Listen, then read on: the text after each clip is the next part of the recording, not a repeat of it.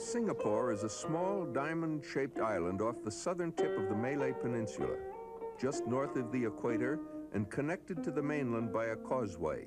This remote, expanding city knows how to deal with the international business traveler and how to entertain a growing number of tourists as well. On Sentosa Island, just offshore, we found an Asian version of Disneyland.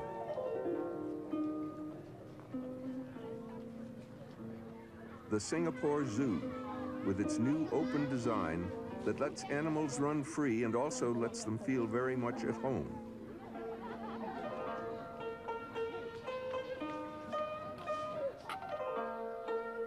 The classical Japanese and Chinese gardens, with many places for retreat and contemplation.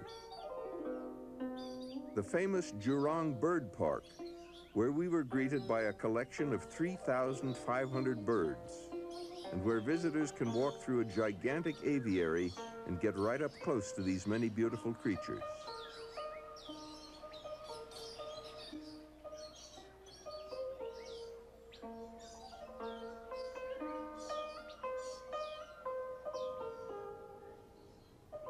And offshore, artificial islands where the swimming and fishing are excellent.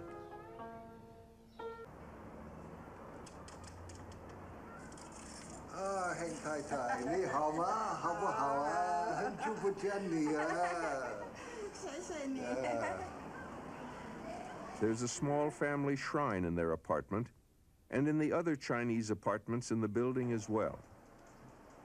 Though their surroundings are contemporary, Gauri's old friends lead a very traditional life here. Their religion is the hub of their existence. And religion is the very reason that the past continues to survive so powerfully in modern Singapore.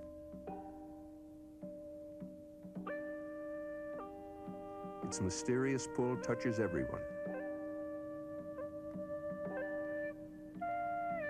In the year 1820, the first mosque was built in Singapore to serve the Malay community, the people who were here first. The Chinese immigrants who flooded in later brought an intermingling of Buddhism, Taoism, and Confucianism. Smoke is their messenger to the world beyond. Candles and joss sticks are burned constantly before altars populated with many gods. And opium smeared on the mouth of a god is supposed to keep him in a good mood for granting favors.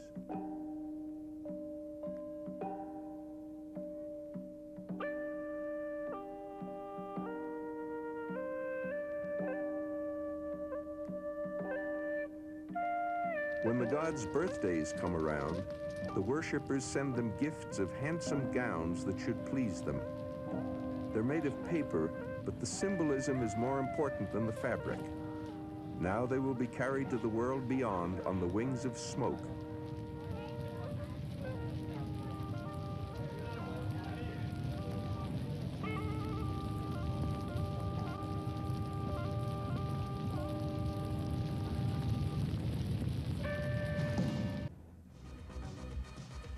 At the end of every day, a piece of the future slips forever into the past, and it's time for a break from the pressures of both past and future. It's fun time. Hard-working Singaporeans are ready. There are many choices. Ours was to drop in on the show at the legendary Raffles Hotel, and then to sample the legendary drink that was first mixed here by a legendary bartender. We even got the recipe. The Singapore ginseng leg is made with the beefeater gin, cherry brandy, Benedictine, Cointreau, and Angostura bitters, and some fresh pineapple juice and lime juice. Actually, it was a pretty good drink. And then the bartender told us a pretty good story. It seems that the last tiger in Singapore was shot under the Raffles Hotel billiard table and then nailed to the north wall. The bartender didn't know what the tiger was doing under the table, or whether a billiard game was in progress at the time, but then a legend can never be pursued too far. Then on to dinner. The choice of restaurants in this town is overwhelming. You can eat fine food in fine surroundings, you can eat fine food in more ordinary surroundings. And the look of the food is considered to be as important as the taste.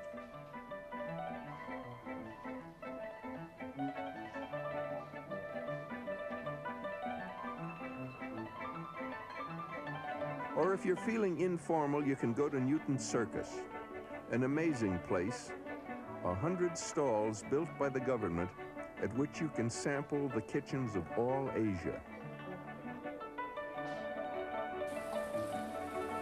You give your order at the stall, then find a place to sit with your party. And in a little while, a man comes with a dish that you will probably remember forever. Another nice thing about Newton's Circus is that you won't feel so much like a tourist.